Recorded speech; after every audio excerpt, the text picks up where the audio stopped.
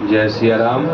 राम जी की जय, हनुमान जी की जय। जय श्री श्याम, जय श्री राधे।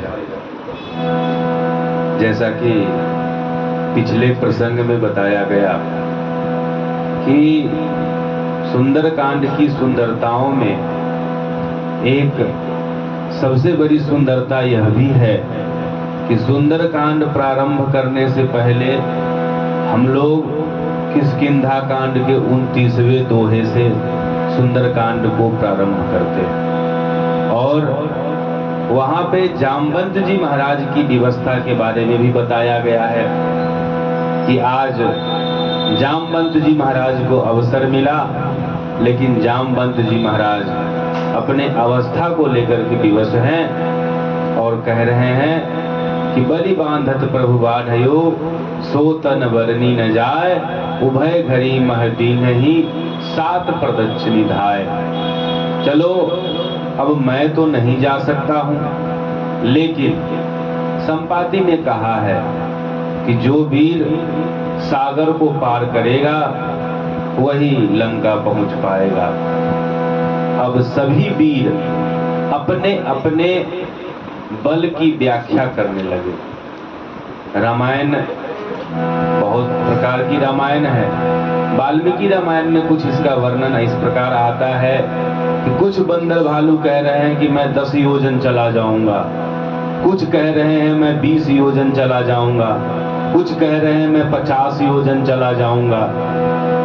सब अपने अपने हिसाब से अपने बल का बखान कर रहे हैं।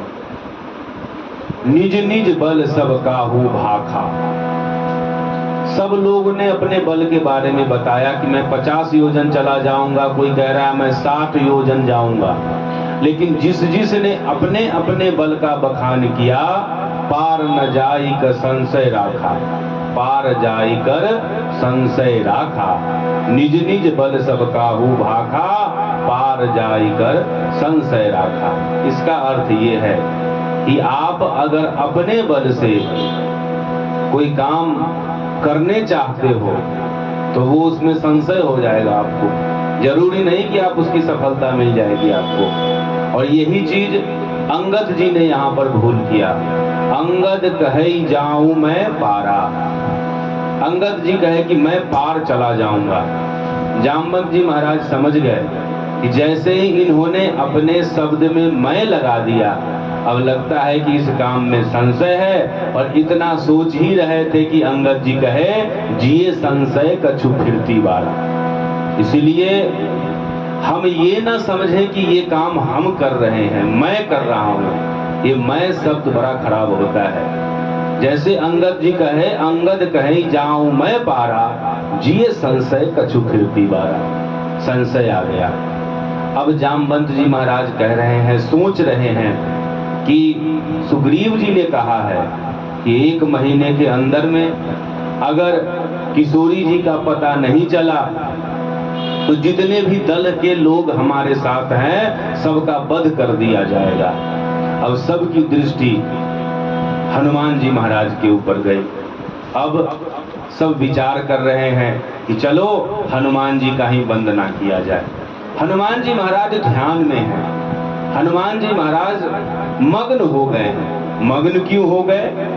तो जो स्वयं प्रभा नामक अप्सरा मिली थी और उसने कहा कि सभी लोग अपने आंखों को बंद कर लो, और जैसे आंख बंद करोगे और जब आप आंख को खोलोगे तो आप बाहर निकल जाओगे सिंधु पार।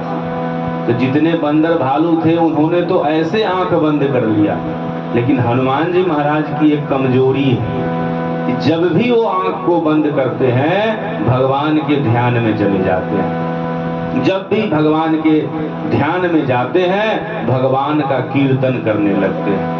हनुमान जी महाराज को बाहरी दुनिया से कोई मतलब नहीं। कौन क्या कह रहा है, कौन क्या कर रहा है, इससे कोई मतलब नहीं। हनुमान जी ने आंख बंद किया और कीर्तन करना शुरू कर दिए।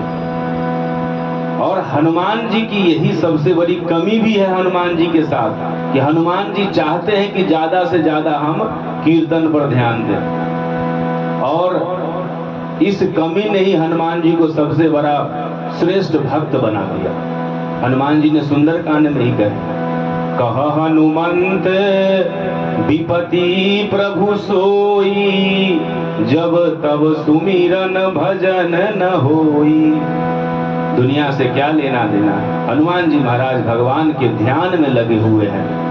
इधर जामवंत जी महाराज स्तुति कर रहे हैं, तरह तरह का प्रलोभन दे रहे हैं, बता रहे हैं पवन तनय बल पवन समाना, बुद्धि विवेक विज्ञान निदाना। हे हनुमान जी, आप अपने ध्यान से जागिए, आप अपने आप को पहचानिए कि आप कौन हैं। आप पवन के पुत्र हैं। इस संसार में भी यही चक्कर है। लोग परेशान रहते हैं अपनी उपाधि को लेके कि मैं इसका बेटा हूँ, मैं इसका पुत्र हूँ, मैं इस खानदान का हूँ। लेकिन हनुमान जी को कोई ध्यान टूट नहीं पा रहा है, किसी में ये सामर्थ्य नहीं है। क्यों? तो हनुमान जी भगवान के ध्यान में हैं। फिर प्रलोभन दिया गया, कवन सो काज कठिन जग माही, जो नहीं होई तात तुम पाही।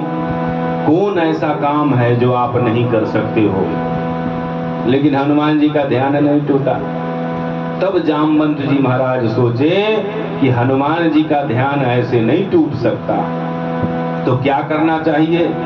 तो लिखा है, यत्र यत्र रघुनाथ कीर्तनम तत्र तत्र कृतमस्तिकांजलिम, वाष्पवारी परिपूर्ण लोचनम, मारुति नमत राक्षांस्तकम। अगर हनुमान जी उधर कीर्तन कर रहे हैं तो हम अगर इधर कीर्तन शुरू कर दें तो हनुमान जी के साथ भी ये मजबूरी है कि जहां जहां कीर्तन होता है, यत्र यत्र रघुनाथ कीर्तनम तत्र तत्र कृतमस्तिकांजलि, वहां वहां हनुमान जी किसी न किसी रूप में पहुंच जाते हैं। अब जामवंत जी महाराज ने यही युक्ति लगाया और अपने मुखारबिंद से राम काज लगी तब अवतारा, और ये उपाय काम कर गया। सुनते ही भयहु पर्वताकारा। जामवंत जी महाराज कहते हैं कि हे हनुमान जी, आपका जो अवतार है वो राम काज के लिए है। अब मुझे समझ में आया कि आप पवन के पुत्र बाद में हो, आप बलवान बाद में हो, आप बुद्धिमान बाद में हो, लेकिन सबसे पहले आपका जो परिचय है वो ये है कि आप राम जी के दूत हो। और वास्तव में हनुमान जी ही राम काज लगी तब अवतारा नहीं है, हम लोग भी राम काज लगी तब अवतारा। हमारा भी अवतार जो है वो राम काज के लिए ही हुआ है। लेकिन समस्या क्या है कि हम लोग इस बात को भूल जाते हैं कि हमारा अवतार, हमारा जो जन्म ये हुआ है वो किस चीज के लिए हुआ है। हनुमान जी को याद है। अब जैसे ही कहा गया कि राम काज लगी तब अवतारा, सुनते भयहु पर्वताकारा, हनुमान जी महाराज राम नाम के शब्द को पढ़ते ही आज ऐसा लगा मानो जामवंत रूपी गुरु ने हनुमान जी के कान में राम नाम के मंत्र की दीक्षा दी। और दीक्षा देते ही हनुमान जी महाराज का शक्ति जो है वो ऐसा ऊर्जावान हुआ कि हनुमान जी अपने आप को संभाल नहीं पा रहे। हनुमान जी को सागर पार करना है, और सागर पार तभी हो सकता है जब तक आपके कान में राम नाम के मंत्र की दीक्षा नहीं मिलेगी, तब तक आप सागर को नहीं पार कर सकते। हम लोग भी सागर में हैं। हम लोग किस सागर में हैं? तो हम लोग भव सागर में हैं। भव सागर, भव मतलब संसार और सागर मतलब सागर। सागर सबको पार करना है, लेकिन समस्या यही है कि बिना राम नाम के सहारे जो सागर पार करना चाहोगे तो ये संभव है नहीं। अब जैसे ही जामवंत जी महाराज हनुमान जी महाराज को याद दिलाए कि राम काज लगी तब अवतारा, तो हनुमान जी महाराज अपने भयंकर रूप में आ गए। लेकिन सुंदर कांड की ये भी सुंदरता है कि इतना सब कुछ होने के बावजूद हनुमान जी महाराज के पास क्या नहीं है? 8 शक्ति, ऐसी शक्ति, अतुलित बलधामम, 1 हेम शैलाभ देहम, 2 धनुज बन कृषाणु, 3 ज्ञानी नाम अग्रगण्यम, 4 सकल गुण निधानम, 5 बानरा नाम धीसम, 6 रघुपति प्रिय भक्तम, 7 वात जातम नमामि, 8 ये 8 सिद्धि के मालिक हनुमान जी हैं। इतनी शक्ति होने के बावजूद भी हनुमान जी महाराज पूछ रहे हैं, जामवंत मैं पूछूं तो ही। आज के समाज में ये समस्या है कि जरा सा भी कुछ आपके पास आ जाए तो दुनिया का सबसे बड़ा ज्ञानी आप अपने आप को समझते हो। आप अपने घर के बुजुर्ग को, समाज के बुजुर्ग को जरा सा भी ये नहीं समझते कि इनके पास क्या है। आपके पास ताकत है तो बुजुर्ग के पास तजुर्बा है। ये सुंदर कांड इसी ताकत और तजुर्बे का मंथन है, और इसी मंथन से एक ऐसा कमल खिला कि रावण के साम्राज्य का सत्यानाश कर दिया। तो वो कब होगा?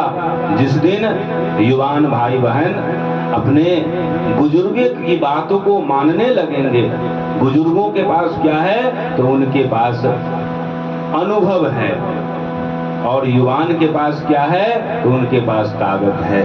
जिस दिन ये दोनों मिल जाएगा तो संसार में कितनी बड़ी भी रावण का साम्राज्य क्यों ना हो, आदमी किसी भी तरह की समस्या का समाधान उससे पा सकता है। इस सुंदरकांड की यह सुंदरता को अपने जीवन में उतारते हुए हम लोग भगवान की उन लीलाओं से, हर लीला से कुछ न कुछ प्रेरणा लेना चाहिए कि भगवान ने वास्तव में भगवान का अवतार हुआ क्यों। ऐसे अगर रावण राक्षसों का विनाश करना ही समस्या का समाधान होता तो भगवान कहे कि जग महु सखा निशाचर जीते, लक्ष्मण हनै निमिष महु देते। लक्ष्मण जी ही बस उसका सर्वनाश कर देते। लेकिन भगवान का अवतार हमारे लिए हुआ है कि हमारा जीवन पत्नी के साथ कैसा रिश्ता होना चाहिए, पति के साथ कैसा रिश्ता होना चाहिए, भाई के साथ कैसा रिश्ता होना चाहिए, पिता के साथ कैसा रिश्ता होना चाहिए, इन सबों का समन्वय ये सुंदरकांड है। और इसी से हर एक दोहे से, हर एक चौपाई से ऐसी ऐसी बहुमूल रत्न शिक्षा के रूप में हमें धारण करना चाहिए और अपने जीवन को सुंदर बनाना चाहिए। जिस तरह सुंदरकांड सुंदर है, इसी सुंदरकांड से सुंदरों को इकट्ठा करके अपने जीवन को सुंदर बनाएं। राम जी की जय, हनुमान जी की जय।